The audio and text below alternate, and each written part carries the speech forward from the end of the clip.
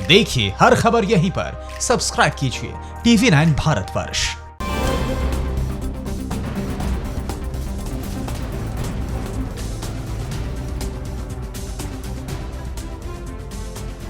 नमस्कार, मैं हूं अंजलि। देश के सबसे बड़े न्यूज नेटवर्क TV9 पर आप देख रहे हैं न्यूज टॉप 9। पहले बात भारत चीन विवाद की। गलवान में मारे गए चीनी सैनिकों पर जिनपिंग अब तक क्यों चुप्पी साधे हुए हैं? चीन सरकार अपने मृतक सैनिकों के परिवार को कैसे शांत कराने में जुटी है? चीन के उकसावे में नेपाल अब हिंदी भाषा को क्या बैन करने की तैयारी में है? और वहां किस सांसद ने हिंदी भाषा मुद्दे पर नेपाल सरकार को दिखाया आईना? चीन की मदद से पाकिस्तान अब भारत के खिलाफ कौन सी नई साजिश रच रहा है? और क्या अमेरिका ने चीन का दी एंड करने के लिए अपनी कमर कस ली है? भारत चीन तनातनी से जुड़ी हर बड़ी खबर के लिए देखिए टॉप 9 भारत चीन टकराव। चीन अब गलवान में मारे गए अपने सैनिकों के परिवार को शांत कराने की कोशिश में जुटा है। चीनी सैनिकों के परिवार भारतीय सैनिकों की तरह सम्मान नहीं मिलने से नाराज है। झड़प में चीनी सैनिक मारे गए हैं, इसे लेकर जिनपिंग सरकार ने अभी तक अपनी चुप्पी नहीं तोड़ी है। लेकिन ग्लोबल टाइम्स ने माना है कि लद्दाख में उसके कम से कम 20 सैनिक मारे गए हैं और उचित समय पर समाज को इसकी जानकारी दी जाएगी। चीन के उकसावे में नेपाल ने पहले विवादित मैप को मंजूरी दी और अब नेपाल अपने संसद में हिंदी भाषा पर प्रतिबंध लगाने की योजना बना रहा है, जिसका तराई क्षेत्र के नेताओं ने कड़ा विरोध दर्ज किया है। वहीं नेपाली सांसद सरिता गिरी ने ये तक पूछ डाला है कि कहीं ये निर्देश से तो नहीं दिया गया है। भारत के खिलाफ पाकिस्तान की परमाणु हमले की साजिश पर बड़ा खुलासा हुआ है। जर्मनी सरकार की रिपोर्ट में बताया गया है कि चीन के सहयोग से पाकिस्तान भारत के खिलाफ परमाणु हमले की साजिश रच रहा है। रिपोर्ट में खुलासा हुआ है कि पाकिस्तान परमाणु हथियार के साथ ही जैविक और रासायनिक हथियार भी बना रहा है। जर्मनी ने कहा है कि इस तरह के हथियारों का उत्पादन अंतर्राष्ट्रीय शांति के लिए खतरा है। अमेरिका के विदेश मंत्री माइक पोम्पियो ने चीन को एशिया में भारत और दूसरे देशों के लिए बड़ा खतरा बताया है। उन्होंने कहा यही वजह है कि अमेरिका ने यूरोप से अपनी सेना को हटाकर दक्षिण पूर्व एशिया की ओर तैनात करने का फैसला किया है। चीन को सबक सिखाने के लिए अमेरिकी फौज अब Bharat, Vietnam, Indonesia, Malaysia, Philippine और साउथ चाइना सी में तैनात होगी। अमेरिकी सीनेट ने हांगकांग से जुड़े विवादित कानून को लेकर चीन पर प्रतिबंध लगाने को मंजूरी दे दी है। इस बिल में चीन के वैसे अधिकारियों, बिजनेसमैन और बैंक पर प्रतिबंध लगाने का प्रावधान है जो हांगकांग की स्वायत्तता को कम करने की कोशिश कर रहे हैं। डेमोक्रेट और रिपब्लिकन सीनेटरों द्वारा लाए गए इस बिल को सीनेट ने ध्वनिमत से पास कर दिया। LAC पर लगातार चालबाजी कर रहे चीन को भारत ने कड़ी नसीहत दी है। विदेश मंत्रालय ने चीन को चेतावनी देते हुए कहा कि LAC पर कोई भी बदलाव बर्दाश्त नहीं किया जाएगा। चीन को LAC पर पूर्व स्थिति बहाल करनी होगी। साथ ही विदेश मंत्रालय ने 15 जून को गलवान घाटी में हुए हिंसक झड़प के लिए चीन को जिम्मेदार ठहराया। विदेश मंत्रालय ने कहा कि चीन के उकसाने पर भारतीय सेना ने जवाबी कार्रवाई की। भारत के आक्रामक रुख से चीन बुरी तरह से घबरा गया है। सूत्रों के मुताबिक जिस गलवान इलाके में भारतीय और चीनी सैनिकों के बीच खूनी झड़प हुई, वहां से चीन की सेना पीछे हट गई है। बताया जा रहा है कि गलवान इलाके में अब चीन के कैंपों और गाड़ियों की संख्या में भारी कमी दिखने लगी है। चीन की एक और करतूत का खुलासा हुआ है। चीन ने पिछले साल भी भारत में घुसने की हिमाकत की थी। तब भारतीय सेना ने चीन को मुंहतोड़ जवाब देते हुए चीनी सैनिकों के मंसूबे को नाकाम कर दिया था। इसका खुलासा इस वीडियो के जरिए हुआ। ये वीडियो 11 सितंबर 2019 का बताया जा रहा है, जब चीनी सैनिकों ने LAC पार करने की कोशिश की थी। चीन ने LAC पर अब नई चाल चली है और रूस से खरीदे गए एयर डिफेंस सिस्टम S-400 तैनात किए हैं ताकि वो भारतीय सैनिकों पर मनोवैज्ञानिक दबाव बना सके।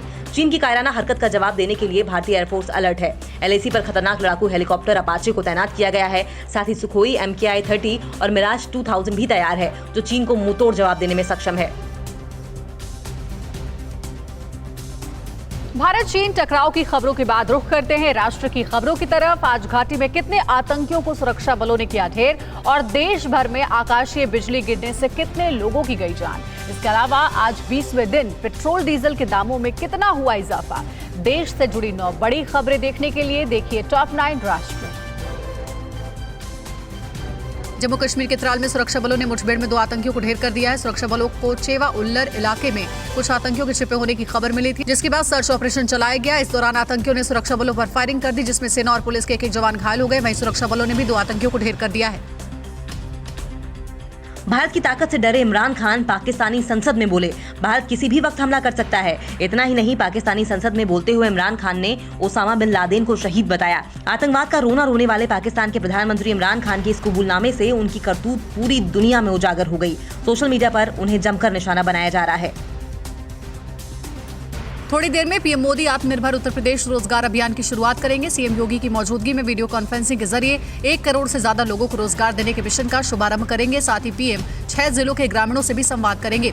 लॉकडाउन की वजह से 30 लाख से ज्यादा प्रवासी मजदूर उत्तर प्रदेश लौटे हैं, जिन्हें रोजगार देने के लिए मिशन की शुरुआत की जा रही है। एलआईसी विवाद के बीच बीजेपी ने कांग्रेस पर हमला बोला है। केंद्रीय कानून मंत्री रविशंकर प्रसाद कुछ दस्तावेजों को दिखाकर उन्होंने दावा किया कि चीनी दूतावास से राजीव गांधी फाउंडेशन को 90 लाख का डोनेशन मिला था। उन्होंने सवाल किया है कि सरकार की अनुमति के बिना जब इस तरह की फंडिंग को मंजूरी नहीं मिल सकती तो पार्टी ने कैसे चीन से पैसे लिए। रविशंकर प्रसाद ने आरोप लगाया है कि कांग्रेस के कार्यकाल में चीन ने भारत की जमीन पर कब्जा किया। देश के 4 राज्यों में भारी बारिश और आकाशीय बिजली गिरने से अब तक 135 लोगों की जान जा चुकी है। बिहार में पिछले 24 घंटे में बिजली गिरने से 100 लोगों की मौत हो चुकी है, जबकि यूपी में 25, झारखंड में 8 और पश्चिम बंगाल में 3 लोगों की जान गई है। मौसम विभाग ने बिहार में अगले 72 घंटों में भारी बारिश का अलर्ट जारी किया है।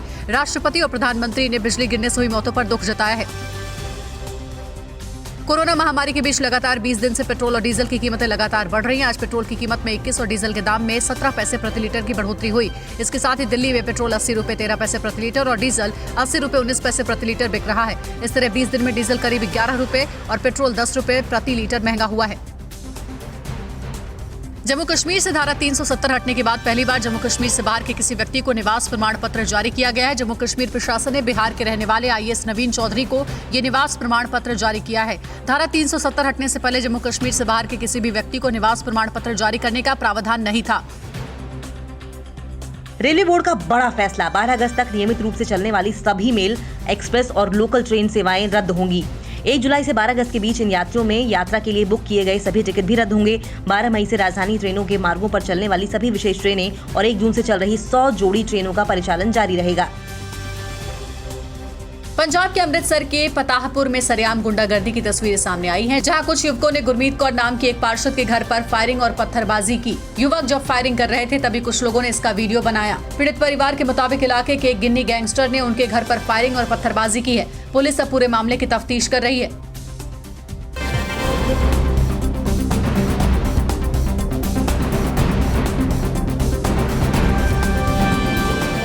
अड़ी सोमवार से शुक्रवार शाम 6 बजे सिर्फ TV9 भारतवर्ष पर।